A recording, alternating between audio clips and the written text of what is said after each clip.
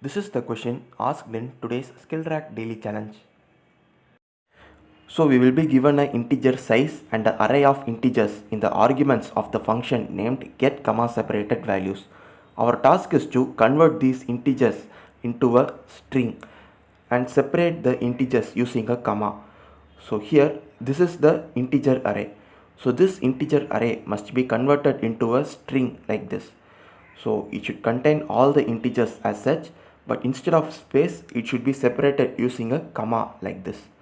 So I am replacing all the spaces with comma. So this is how the integers should be separated. So we have to convert the integer array into a string format like this. So all the integers of the array are separated by comma, and now this whole term is a single string.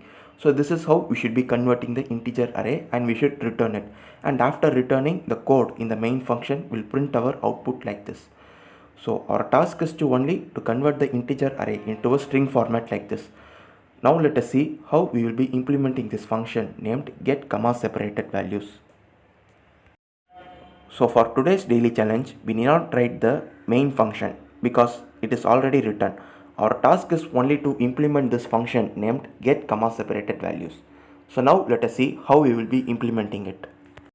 So this function get comma separated values accepts an integer named size and an integer array named arr, and this function is expected to return a character pointer. So first I am creating a character pointer named str, and I am allocating memory using the malloc function. So I am creating malloc, and within the arguments I am giving size of character into 100. So now we have created a character pointer, and now we have to start concatenating the integers. Currently we haven't assigned any value to the character pointer named str. So initially we should make it as null. So using strcat I am concatenating a null to the character array str, because if we don't include this, then we won't be able to concatenate anything. If you want to concatenate something into a character array, then already there should be something existing in the character pointer. So first initially I am just concatenating a empty string. So now we are going to start concatenating the integers. So I am creating a for loop that iterates from 0 to size. So in every iteration we will be traversing through the integers of the integer array arr. So we have to convert the integer into a character array, and we have to concatenate it. So to store it, I am creating a character array named num of size 10, and using sprintf function we will be converting an integer into character array.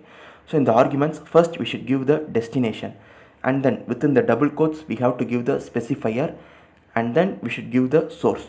So here the source is arri.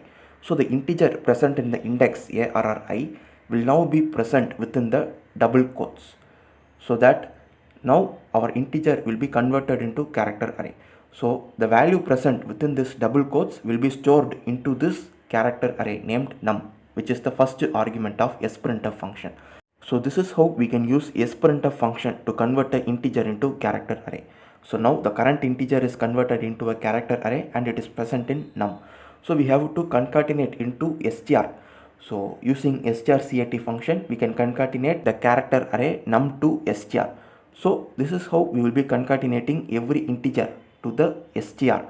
And after concatenating an integer we have to concatenate a comma, because every integer must be separated using comma. So again, to perform that we will make use of the strcat function. So this is how we will be concatenating an integer and then a comma, and we should concatenate a comma only when I is not equal to size minus 1, because if I is equal to size minus 1 then it is the last integer. So the last integer should not be having a comma after it. So that is why whenever I is not equal to size minus 1 we will be concatenating a comma. So finally, after the execution of the loop, we have our integer array converted into a comma separated in a string format. So finally our task is to just return the character pointer named str, and our main function will print the output in required format. So this is the logic to solve today's daily challenge. Thank you for watching.